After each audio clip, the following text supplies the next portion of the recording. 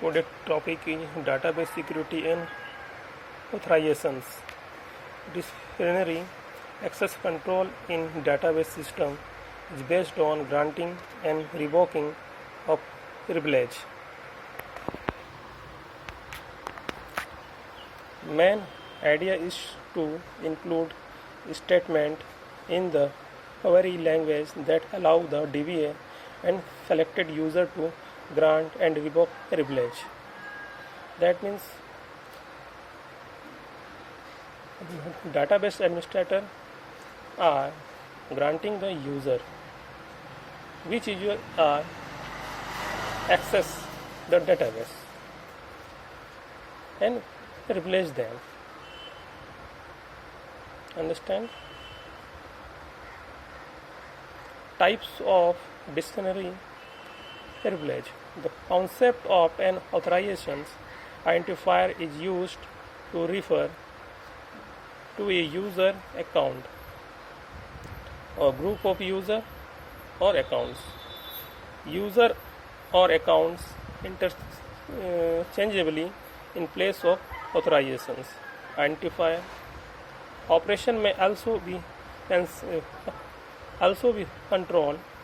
Thus, having an account does not necessarily entitle the account holder to all the functioning provided by the DBMS. There are two levels for assigning privilege to user the database system. First is account level, and second is relation level. The account level. At this level, the DBA specifies the particular privilege that each account holds independently of the relation in the database. And relation level, at this level, the DBA can control the privilege to access each individual relations or view in the database. That means the account level are each account hold independently in the relation in database. But in the relation level,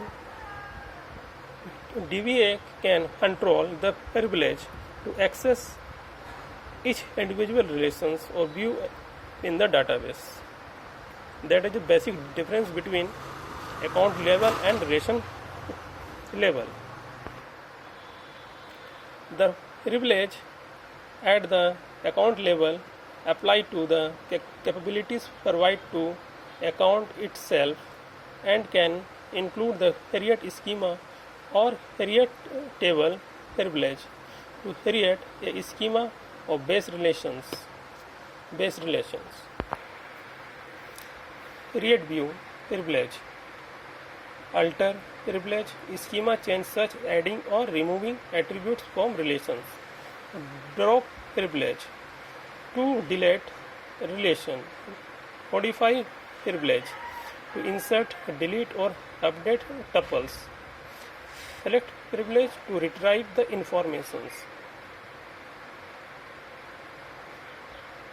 Alter, that means you can change such adding and removing attributes from the relations. Such like you include the attribute just like an employee, salary attributes and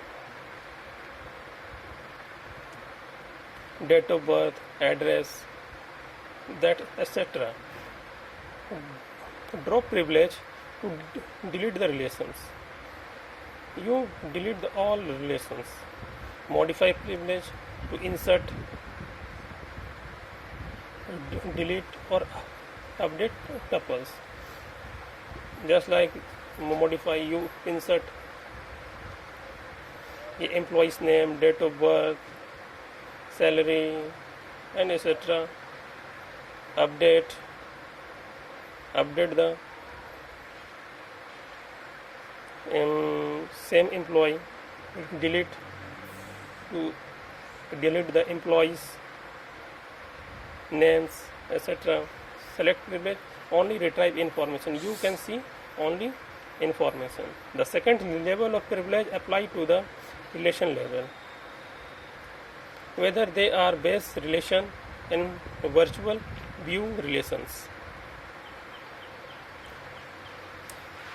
The granting and revoking of privilege generally follow an authorization model for discretionary privilege known as the access matrix model, where the row of the matrix M represents subject, user, accounts, and program, and the column represents object, relation, record, column view operation.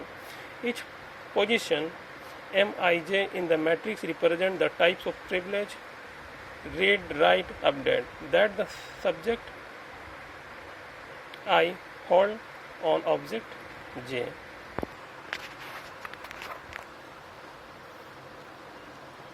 The types of discretionary privilege. In SQL, the following types of privilege can be granted on each individual relations are: select, retrieval or read. You can read the informations. Privilege on R gives the account retrieval privilege. In SQL, this gives the account the privilege to use the select statement to retrieve tuples from R. Second one, modify privilege on R. This gives the account the capabilities to modify tuples of R. In SQL, this privilege is further divided into update, delete, and insert privilege to apply the corresponding SQL command to R. In addition, both the insert and update privilege can specify that only certain attribute can be updated by the accounts. So types of discretionary privilege, two types: select and modify. Select only read or retrieval, you can see only, but modify privilege you can